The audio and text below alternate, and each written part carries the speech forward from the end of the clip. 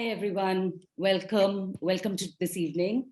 Thank you so much for joining us. We're really happy. I'm sorry, right now, Mehdi is actually at another special screening, which was meant to be done with ours, but at SRFTI with, I don't know, an audience full of students. So we look forward to seeing what happens there. So that's obviously running a bit late, but we will start because anyway, we need to see the film and then we will go into the conversation. Just very briefly, Mehdi is a filmmaker of not so much age, but reasonable, eminence. He's an alumni of Jamia Millia. He's teaching at SRFTI right now. And before which he's taught at institutes, including Guwahati University, C. Medu Media Institute, Pune, Assam School of Journalism. He's worked as a cinematographer with noted Assamese filmmaker, the latest Altaf Majid. His own works include Jyoti and Joy Moti, He Used to Bring Me Apples, a feature-length film project called All Our Loves, and a feature-length documentary project called My Boat Seeks a River and Other Stories that was selected for the Let's Doc Fellowship Program in 2020, where it got a special mention. His short experimental film, The Home My Mother Never Found, was screened at the Tent, which is the Theatre for Experiments in New Technologies at the Biennale in Kolkata. Today's film, Can They Hear Our Songs, was produced under the Reframe's Generalities Fellowship, the first round. And we'll talk about Reframe in a second. Not before we welcome Deepa Dhanraj. Hi, Deepa, welcome. So nice to have you here with us today. Deepa, as we all know, this is one of those, she doesn't need an introduction, but I'm going to do it anyway, kind of moments. And she's an award-winning filmmaker who's been actively involved in the women's movement since the 80s. Her filmography spanning all these decades includes Enough of the Silence, The Advocate, Nari Adalat, and a series of 12 films for elected women in Gram Panchayats, The Legacy of Malthus, Something Like a War, Kya Hua Is Sheher Ko, Sudesha, and of course, the iconic We Have Not Come Here to Die, which remembers Rohit Vemula and the struggle that followed and preceded, and makes us think about what it is that educational institutes have become today. A discussion that has yet again got enlivened and more complicated. But Deepa's films have been screened and invited to festivals such as IDFA, Berlinale, Leipzig, Oberhausen, and all over. But more importantly, I think, Deepa has been an inspiration for activists and feminists and filmmakers and many people like us, I think across generations. I remember when I started in Saheli, I think Something Like a War was probably the first activist film I had ever seen and then screened and endlessly and had discussions and sort of realized, the power that this kind of work can have. I was not very familiar with this by then. So, Deepa, welcome and thank you very much for agreeing to hold the conversation today. I think, the kind of width that you bring, and I don't mean only in time, I mean in terms of the issues and the interconnectedness of issues that we see. And some of which Mehdi's work alludes to. I think it would be something important for us to discuss. I'm going to ask Deepa and you to go straight into conversation. I'm going to get out from here. And I'll join you all after your conversation. For friends who are attending, there will be a Q&A. You're free to leave your questions in the chat, but it'll be even nicer if you just raise your hand. We'll put your audio on and you can ask your question of Mehdi or Deepa, or both of them yourself. Over to you all, Deepa and Mehdi. So thank you, Reframe, and thank you, Mehdi, for the film. It was really a remarkable experience for me. The first time I watched it, it was just, taking it in a sensory way rather than a film way, because of the images and the songs and this extraordinary story. So then being, as we say in South India, sincere Sivamani, I had to take my conversation duty seriously, and then I had to watch it a couple more times so that we could have a conversation which was about not only the film, but I'm very first, can we start with this tradition, which is in your family, this oral storytelling tradition, which is completely new to me, I don't know, to the audience as well. Can you tell us a little bit about that and how you decided to do this film using, this tradition, partly this tradition? Of course, there's a lot else happening in your film, but could we start with that as the first question? Thank you so much for your kind words, Deepa. It means a lot to me because I have always looked up to you and I really like your work. Yeah. So, my grandparents, my paternal grandparents, they are Sufi.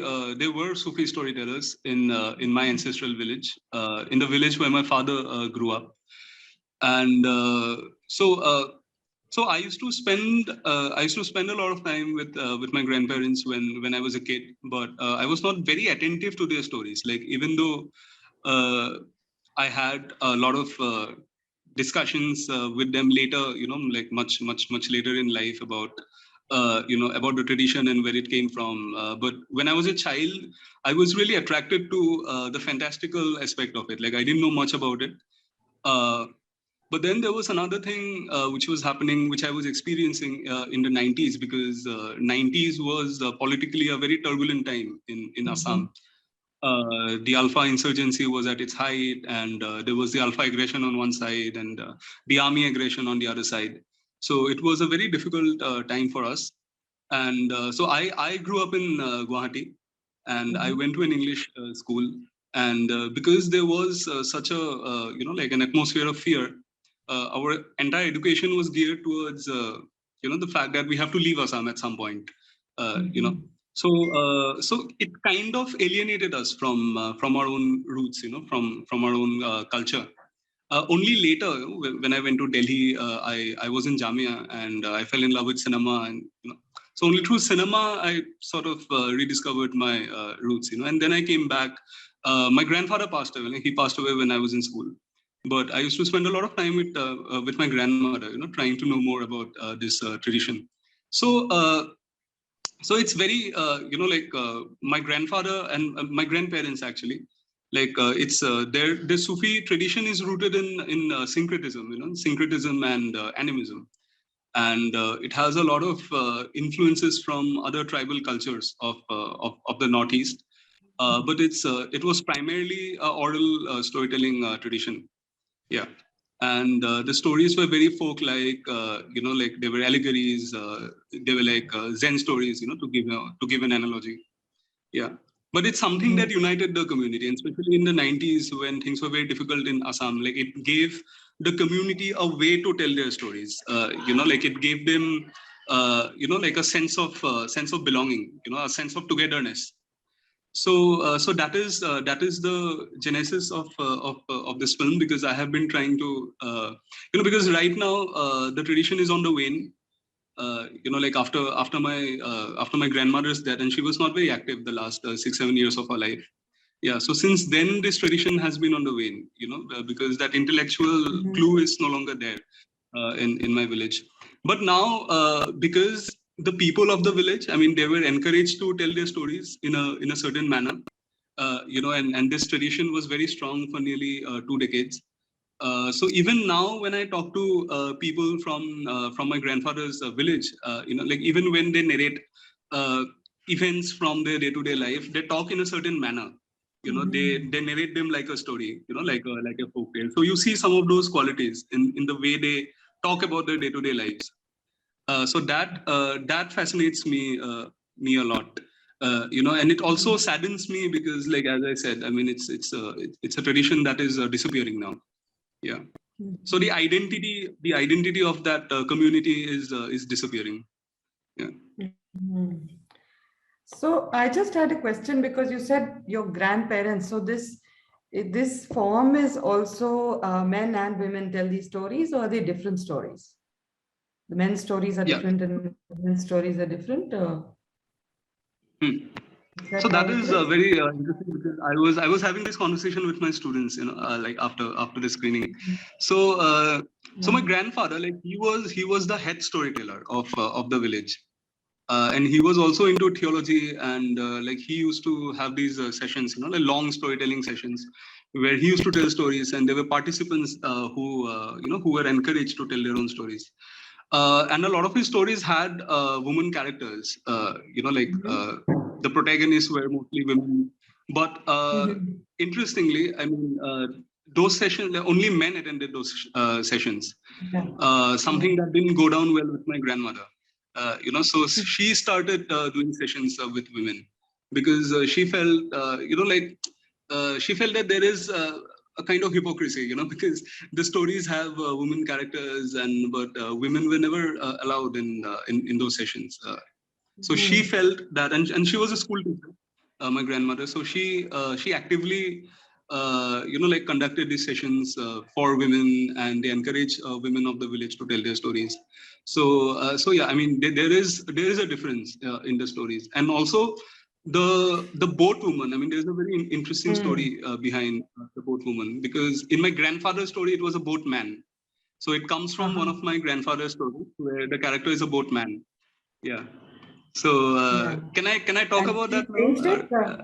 Of course, yeah. Did she change the? Did she change it? So, did you change it?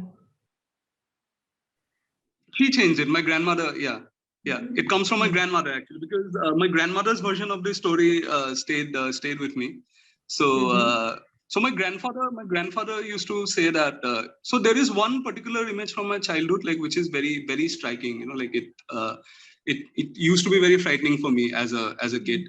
So in the courtyard of my village, like, I used to go to my village during my summer vacation. So like every year I used to spend like a month or so in my village. So in the courtyard, like, I used to sleep at around 9:30 at night, and then the toilet was not attached to the house. Like, you had to walk a bit. So, and you had to cross the courtyard. Yeah. So around after midnight, actually, like, I always used to see a boat parked right in the middle of the courtyard, which I didn't see before. And like before sunrise, it used to disappear, the boat.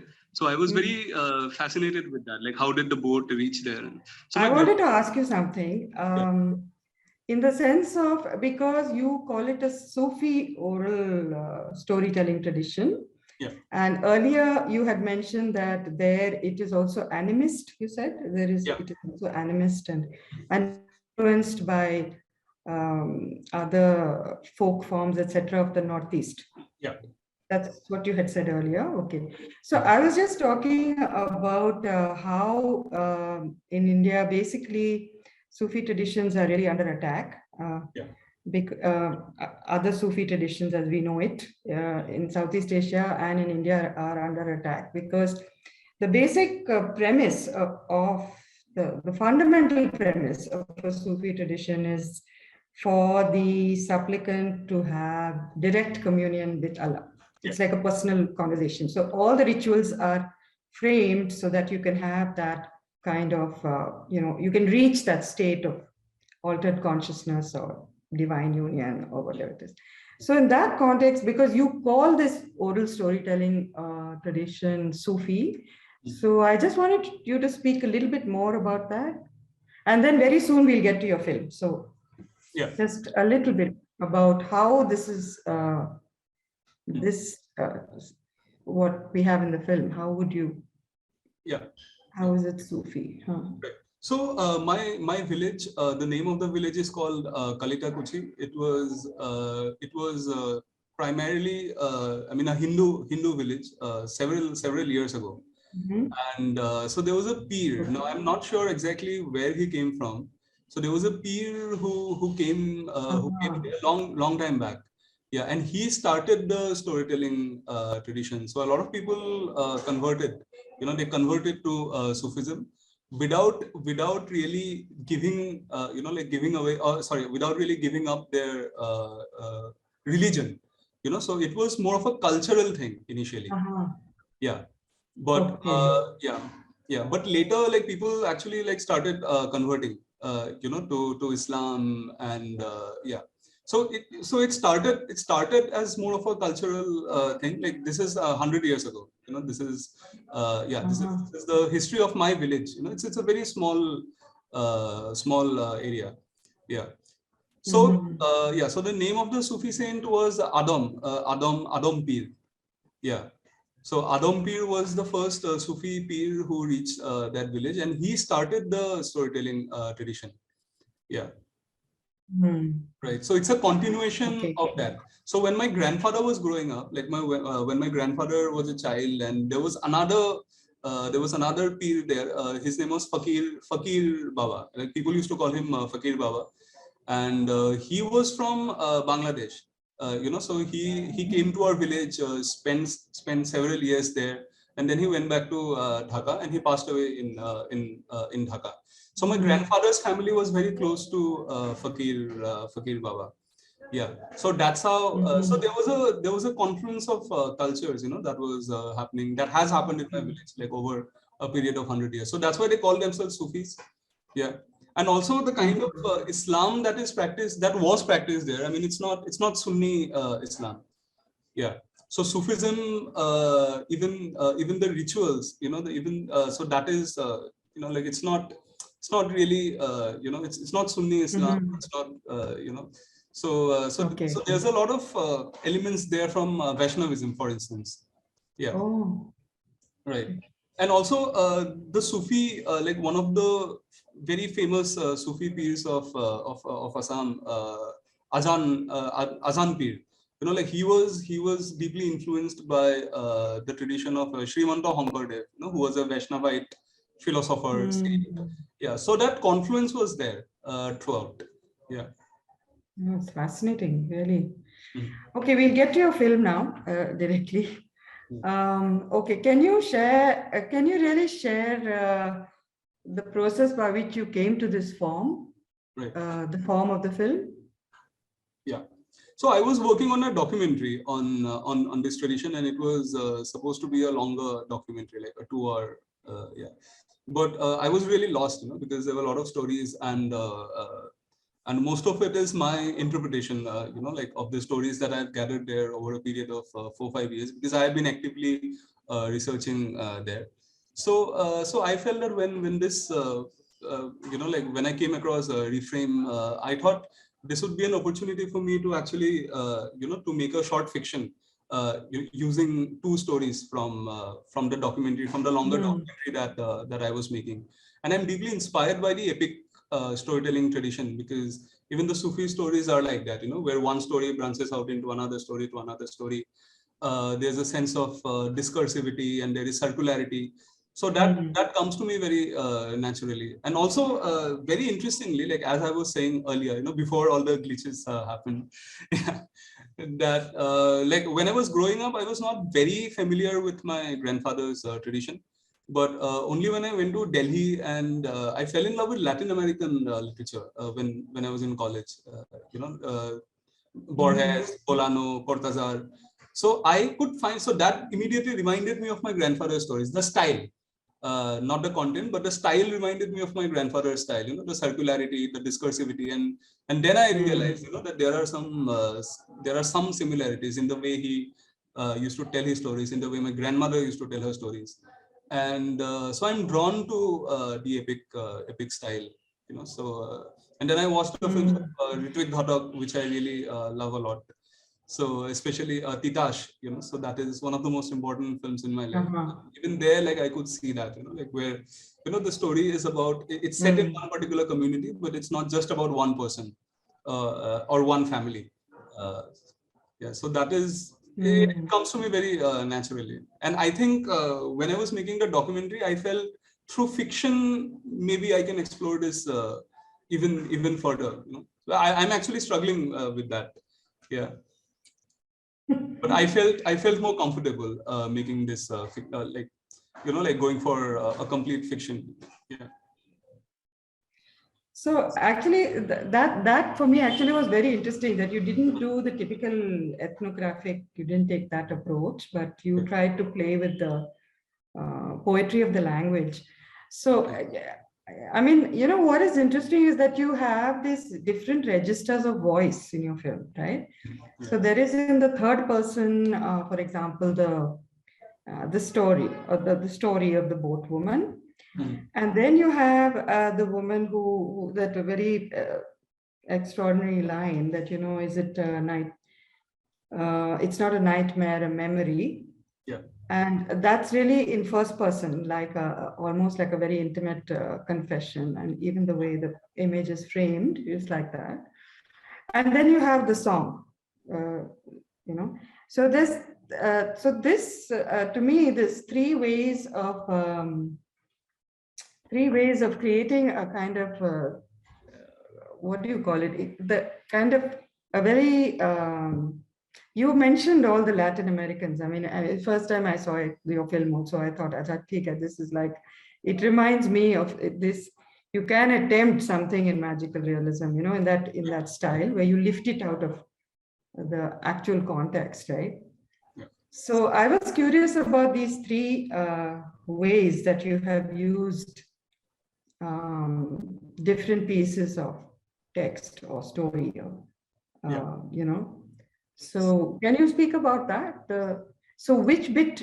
So to me, I try to do some kind of investigation, like which is your grandmother's story and which is the bit that you have crafted, and because in the beginning when you said your grandmother even changed the character to boatwoman, and I thought that's very interesting. So. So my grandmother, so I was sharing that story, before these issues happened. But yeah, anyway, so the base of this film and also the base of the documentary was my grandmother's story. My grandmother actually, like, she felt that, and because my grandfather's story was quite well known also, like about the boatman. It's also, I mean, it's also very Christian, like carrying the boat on your back. So it's almost like carrying a cross. Absolutely. Yeah.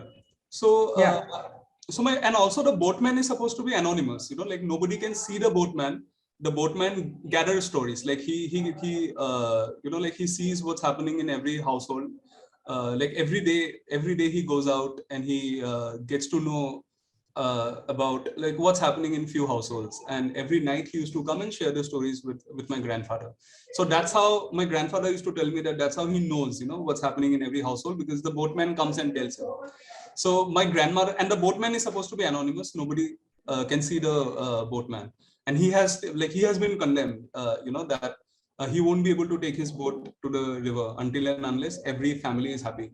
Now my grandmother opposed that idea, that the boatman could not have been anonymous, because had it been a man, then this person would have been celebrated.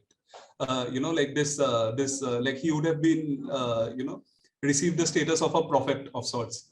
But it's it's the woman, the women of the village who haven't been, who don't have a platform to share their stories. Like nobody listens to the stories of the women. And also a boatwoman makes sense because it's anonymous. Like nobody is aware of the burden that women have been carrying. So this was my grandmother's version. So that's why she felt that character has to be a woman. It cannot be a man, primarily because it's anonymous, and because it's been carrying the burden of the entire village, and the other women of the community can also relate to this symbol. So this was my grandmother's version. And also she felt a kind of hypocrisy, because as I said earlier, that my grandfather's sessions, like even though his stories had a lot of women characters, the sessions were only for men. Yeah. So she opposed that idea, and then like as I was saying, like she used to do the same storytelling sessions for women. And actually now, like yeah. No, just so in your film, the boat woman's story is your grandmother's retelling, right? Yeah. Or have you altered that also? It's her retelling. It's her retelling. The way she would tell it. Right. So basically, so the boatwoman is the narrator. The boatwoman. The boatwoman's role is to share the stories of all the other women with you or with me. So the boatwoman, the image of the boatwoman comes from my grandmother's story, but the rest is my the rest is your yeah. And the song. The song is a very old Sufi song. So Yeah, very beautiful. Yeah, yeah. So I had another question actually, because in the boatwoman story, yeah, it's about the, until all women in all households, she knows what's happening in households, and until they are happy, she will carry the boat. yeah, But the event that you have chosen is actually a very, very public. yeah, Very public violence, actually, the men coming and picking her up. It's not about domestic issues in household and the problems women have yeah, in homes, but we move to the song really refers to something that is a public, a much more public thing of the woman getting picked up by the two guys, and whatever. That was just an offside anyway. But I have to tell you that I really enjoyed the fact that with the song, she could shake the mountains and bring them down. That was just fabulous, Okay, but tell us now about, tell us about the visuals. Tell us about, there is something very interesting going on, I felt, because there is the look to camera, yeah, right, that you have. right. In some instances, there's look to camera. In some instances, it's a multiplicity of looks, Yeah. So tell us about that, like, and then the whole thing of light and shade, the in your black and white images, in these very close portraits, you have light and shade, half the face. These are very carefully thought out, frames, I would say. So share something about that approach. How did you Yeah. Come to that approach? Yeah. Yeah.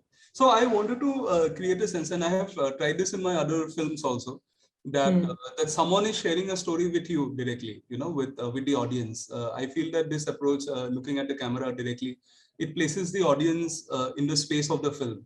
That the character is directly sharing the story with you. Yeah. And also, it's very interesting what you mentioned about the private and the public. So. So I grew up listening to stories about several conflicts, like post-independence, with the partition, the partition, and the Sino-Indian War, which happened in the early 60s, and then the separatist movement in Assam. So my mother shares a lot of stories with me from her childhood. My grandparents used to share stories, but I could see that the stories, they felt as if they're centered around the same event, even though these are different events. So that's how so that is something which that always fascinated me. That these are the same stories of the same stories of loss. There's something that is common in the history of Assam. Like if you go further back, you'll find more stories, which are similar. So I've always like held on to this belief that history is a repetition of like different variations of the same events. So I want to create a sense of timelessness in my films, that even though something that I'm depicting is happening now, it could be something that was happening 100 years ago also. And there is one storyteller, and that storyteller could be from any era. The boatwoman could be from any era. The boatwoman could be from 500 years ago. The boatwoman could be a contemporary character. So she is somebody. She's the witness. Like she has witnessed the whole of history, and she's presenting that in the form of stories. So the choices, the camera choices, are also determined a lot by that. This feeling of timelessness that I try to create. And also that event, there's another thing. So in the 90s, when the Alpha insurgency was at its height, Assamese cinema was also going through a very difficult time. There were very few films which actually depicted what was happening in the 90s. And then Assamese cinema suffered from a lot of problems. There was a time, 6-7 years, when Assamese films were not made at all. So it's only now, because of digital, a lot of people have access. Like people are being able to tell stories from that period, from 80s and 90s. But there are very few films. There are hardly any films from the 90s where this was talked about.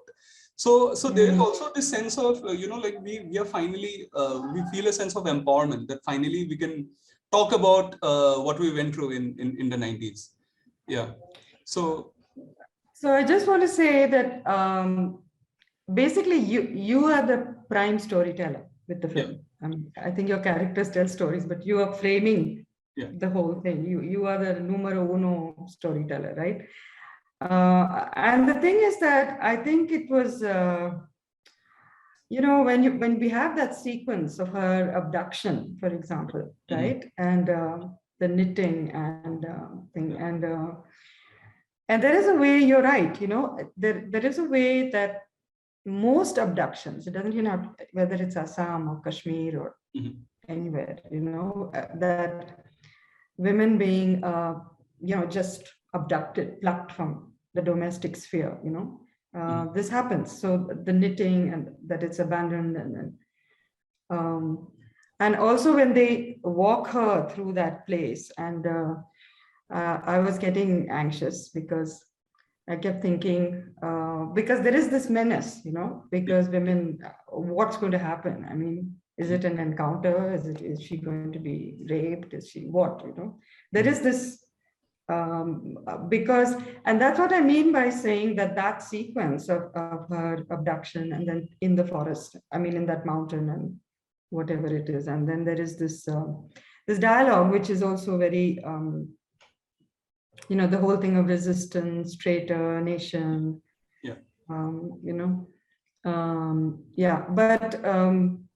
and then you have the boatwoman who, as you say, is witnessing what's happening, right? So in that sense, when I first saw it, I thought, till now the film was very magical, realist, and suddenly we got into this realist section, with these guys and this kind of conversation. But when I watched it again, I thought, well, actually the thing is, it stays in the level of archetype. This is a generic archetype.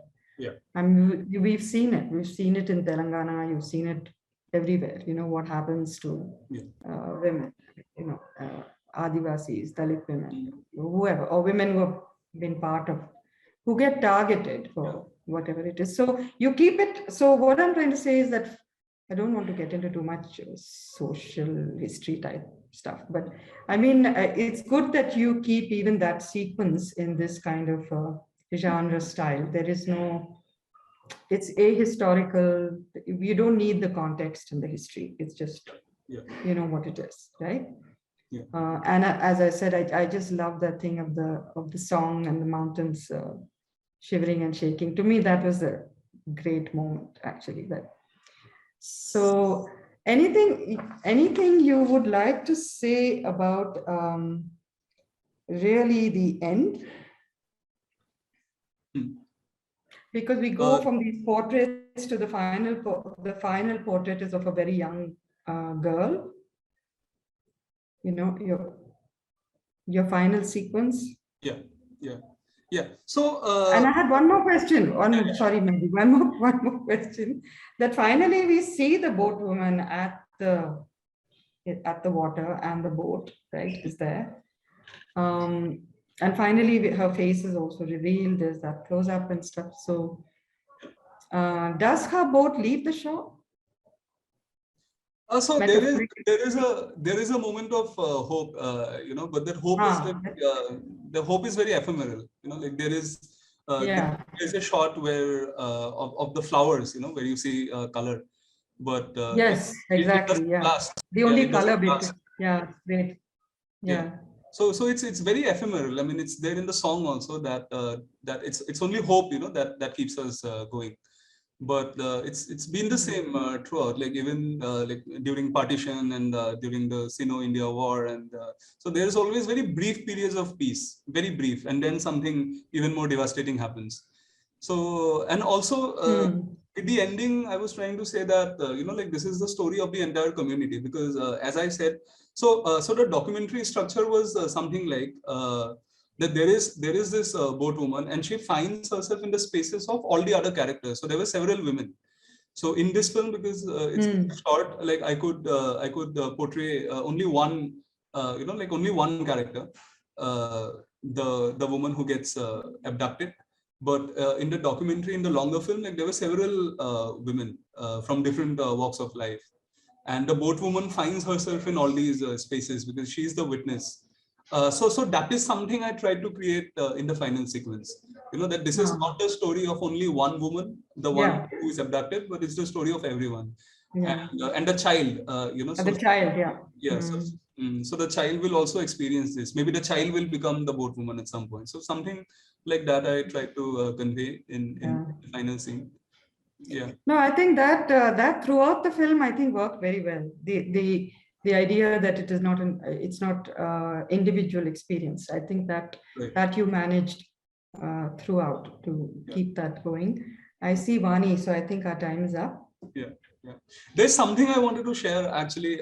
Yeah, please do. I wasn't really thinking much about it when I was making the film, but then I realized I really love the work that you did as part of the Yugantar collective, and I recently saw the, yeah, I mean, yeah.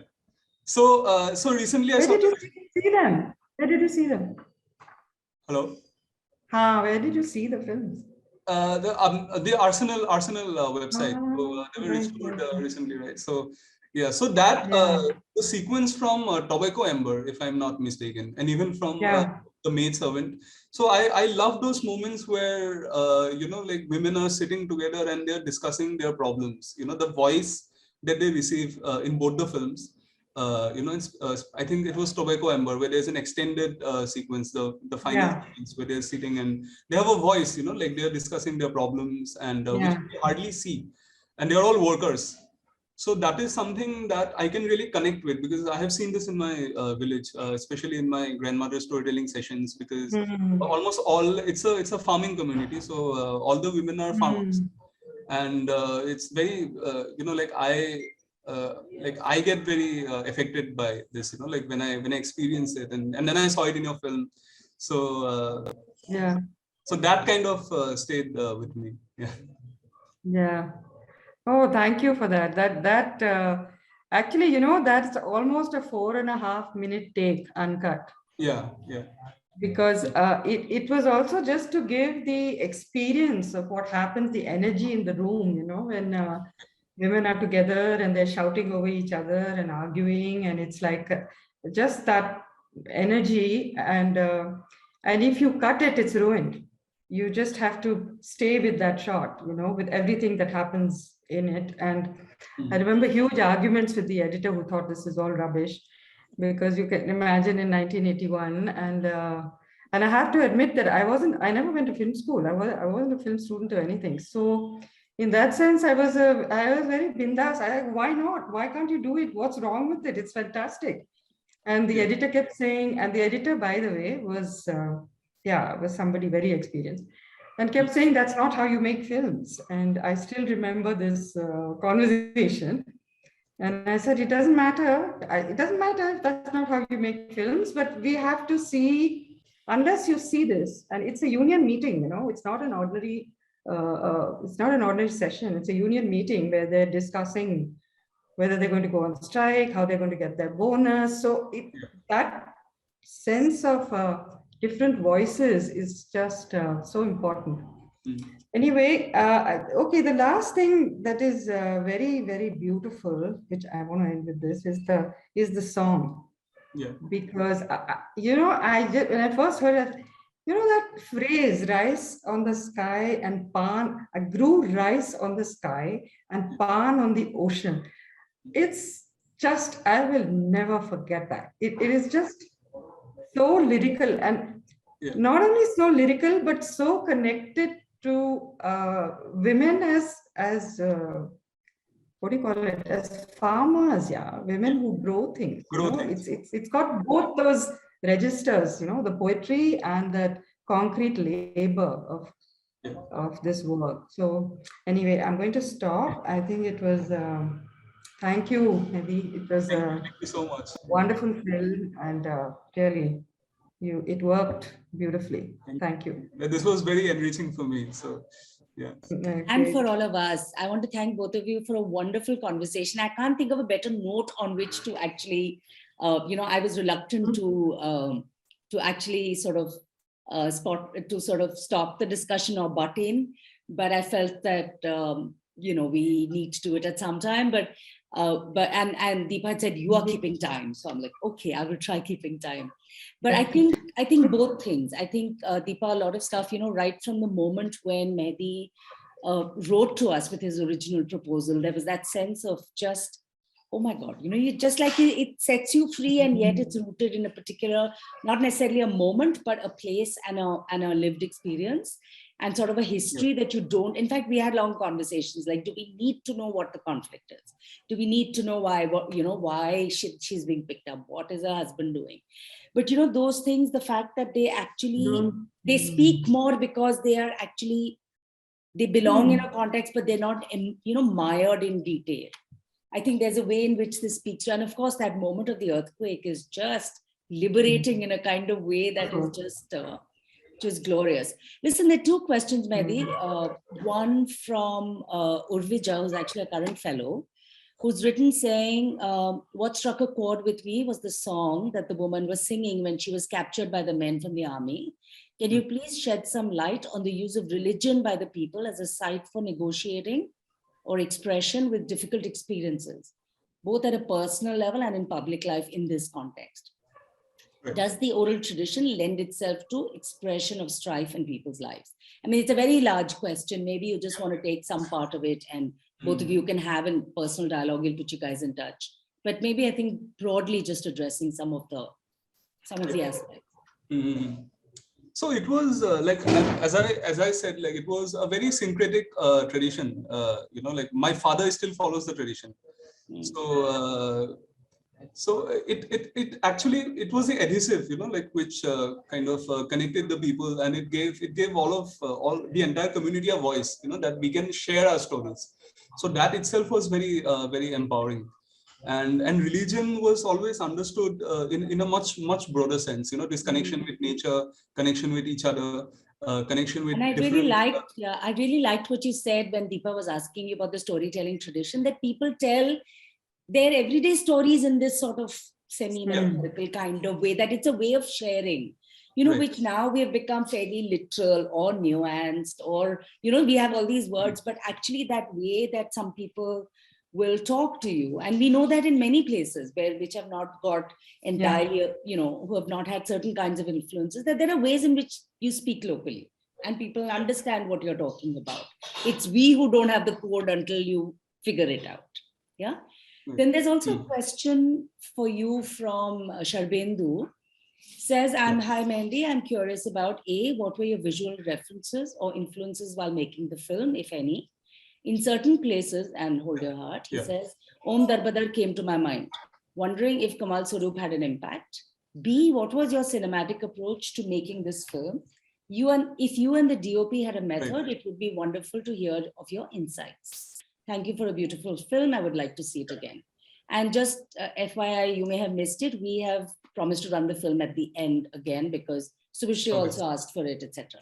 Okay. So if you want to respond to Sharbendu. Yeah. So I'm cinematic references. I'm deeply influenced by Impressionism and Expressionism. I watch a lot of silent films.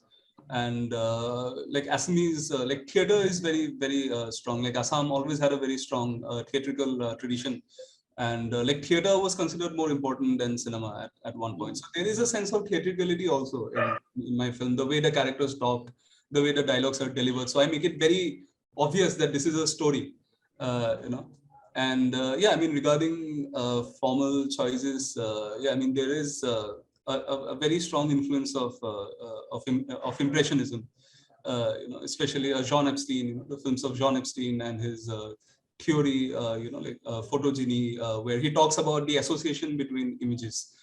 So that's why I frequently use the dissolve.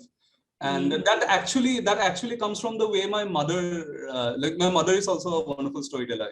So she often says things like, like when I saw your father's face for the first time, I remembered apples. So I can see, like a cross dissolve from my father's face to apples when my mother is saying it. So she often talks like this. That's nice. Yeah. And also there is something Yeah. very beautiful that she says, which is rooted in her. She doesn't practice Sufism. That is very interesting, But I mean, she has lived with my father, and so yeah. But there is something that she says a lot that every morning, like she shared. I'm very close to my mother actually because my father had a transferable job, so he worked in various places. But I grew up with my mother in Guwahati. And my father used to visit like once a month or like very, very less. So my mother always used to share her dreams with me in the morning. And she always used to say, she never says that last night I had a dream. She says that last night a dream happened to me. So she treats it as a reality, she doesn't treat dreams as something that is different. So she says that, that last night this happened to me. So then I know that she's talking about her dream. So that is also very important for me when I'm making my films. This, like this interaction, dialogue between different realms. Has she seen the film, Mehdi? Yeah. I share all my. What did she think? She liked it. She liked it. I mean, I don't know. I mean, if I say it, it'll sound very pompous, but I really liked what she said. She said that it felt like a prayer. So that was really beautiful. Wow. That's so beautiful. Yeah. That is so beautiful. Yeah. No, and it's not pompous. I mean, this is why you can ask questions where you can share something like that with us. That's great. You want to speak about, I know Rahul is not here today, but... Yeah. Oh, I didn't mention, sorry. Yeah, sorry. Yeah, please. I mean, you want to speak a little about the sound design? Yeah. I wanted to talk about the cinematography also because I know, I don't see Sunena here either. Yeah, Sunena is on a shoot actually. Oh, okay. Yeah. So so with Sunena, like I shared, this is the second film that I have done with her. So we have been working together for a while now, and like we share a great understanding. And what I really like about her, like when she takes a shot, she always asks, like even though we talk about it, but she always asks that what is the emotion you're going for, and then we take the shot that we planned, and then she takes 2 more shots on her own. And then I realized that when I'm editing, more often than not, I end up using the shots which she took on her own. Like slight difference in the framing, but she always makes it a point to ask me like, what emotion are you going for in this particular shot? And then we take the shot that we planned, and then she takes like 2 more angles. But then when I'm editing, because so that's a wonderful equation to have with the nice. Yeah. No, and the sound design, is also beautiful. So talk to us. In fact, Deepa and I talked about it after she first saw the film. Yeah. So Rahul and I have been working together since my very first film, which I made in 2017. Rahul was at FTI back then. I used to spend a lot of time at FTI because I was working in Pune. I was teaching in another institute in Pune. But I used to spend a lot of time there. And I made my first film when I was in Pune. It's set in Assam. And I tried working with quite a few sound designers actually, but Rahul's process I really like, because it's very close to what I feel about the role of sound. So what like when I shared the cut of my first film, this is the one I made in 2017. So we've been following the same process, yeah. So when I shared the cut with him, he said, "Don't tell me anything about the sound design. Like you have shared a story with me through visuals. Let me share my interpretation with you through sound. So let me prepare a sound design. That would be just my interpretation of the film, and then we can talk." So I didn't say anything. He just said that I will tell the story through sound, and then we can have a conversation. So when he did that, like he prepared a sound design, I didn't say anything. And then I was blown away, when he prepared the sound design. This is exactly, this is very close to what I was trying to do. So that makes it very easy for me. And then we talk about specificities. So we always jam like this, like sometimes he would send me some, like a 5-minute design, and then I shoot some visuals, or I send him random visuals. So we do that quite frequently. It's quite wonderful. This is a process. Yeah. So it's not just for one, it's something that we do. Yeah. No, you and Sunena, you and Rahul seem to have that. And we saw that when we were talking to both of you as well together. Actually, all 3 of you. It was actually very, very nice. So Yeah. Deepa, And were you with the saying sound- something? No, I agree about the sound design. I'm sorry, I had it in my notes, but I'm glad you asked it, Vani, because I was going to ask you about that. Yeah, and actually I was also listening to it Very afresh beautiful. today. I watched the film, also afresh. It's that, you're not sitting really with an audience where you can really feel what connects and what doesn't. But part of it, in a way, the just knowing that there are other people watching with you, I could still feel like I was watching the film a little afresh, which was lovely. Are there any other questions anybody would like to ask of Mehdi, or comments, or questions or comments for Deepa? If there's anybody who wants to. And also just one more thing I wanted to add regarding the sound. Yes. Like we always try to create a dialogue, or rather an argument between the sound and the image, rather than the sound just complementing the image. So that's something, and Rahul is very articulate through sound. So it's a way of communicating with him also. So that plays a major role in our process. So it's a very closely knit unit, like as you said, like Sunaina, me, Rahul. Yeah. No, and together you all obviously just make really beautiful work. It's something that pulls together storytelling, politics, lived realities, and not in a linear kind of way, not in a simple kind of way. And yet sort of speaks to actually the way people, how life is rooted, where life is rooted, and what is it that people can share. And I remember from the start when you told us also about the story of the boatwoman, you see so much of this when you look at how women connect over pain and connect over, survival and other, and, the other travails of living, that it just spoke to us in this really deeply sort of feminist connected way. So that boatwoman is just, actually, so I have to share a compliment with you. The other day we were talking to one of our current fellows, and she said, in the first 5 seconds of seeing Mehdi's promo, I just felt the film. And I think that, it was really just something to say, because your promo is 30 seconds or whatever, but she was like, first 5 seconds, I felt the film. And I really wanted to share that with you, because there is something very special about, what you have made. Of course, I do also look forward to the longer documentary on the tradition and, teasing out some of these things. But I think films like this and stories told like this will always have a very special place. I really want to thank you, Mehdi, for this lovely film.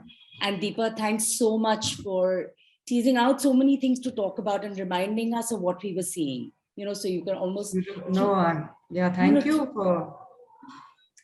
for the film and for giving me this chance to look at it. No, it was lovely, because as you were talking about the film and asking Mehdi and making observations, I felt like we were watching it again, noticing moments, because they come and they go when you're watching a film. So I'm not surprised that people are asking for it to be played again, which we'll do just now. But I wanted to thank you all a lot. And I'm sending virtual hugs to both of you from all of us, because this has been a really special evening. And, one where we can now forget all the tech glitches and just be happy we have this moment together and this conversation. So thanks a lot. I just want to add that, Vani is downplaying her role, but Vani has been an amazing mentor. Like we were constantly having these sessions, and my script was initially 20 minutes long. There was one unnecessary scene which Vani pointed out. So this mentoring really helped me a lot. I felt I grew a lot as a person and a filmmaker during the course of making this film. And I'm really grateful to Vani. And listen, it's actually, thank you a lot, but it's actually one of the ideas with which we try to set this up. It's not, I don't see it so much as mentoring. I just see it as somebody who's in the team who is as invested in your work, but not embedded in it. So that little distance, we think gives a little bit of kind of feedback, and that's what we do. I don't see it seriously as mentoring, because like Deepa, I'm also not a trained filmmaker at all. I come from working with instinct and gut and whatever else that it is that makes films. But so it's more like, being invested in the project, and that's what we try and be there as that sounding board, for artists who are working with us. So coincidentally, the three of us are there I shared this with Vani. There's a photo where there's, the three of us are there. Deepa is there, I am there, and Vani is Oh, From Calcutta. from Calcutta. really? Yeah, but we didn't Oh, you interact. have to send it to us. Send it. Yeah, we'd have to see it. Calcutta I don't think I remember it. People's Film Send it. Festival. Send Yeah. it to us. We'll share it. Okay. Sure. So thanks a lot. Thanks everybody Thank for being you. here. Thanks, Deepa. Good night. Adab.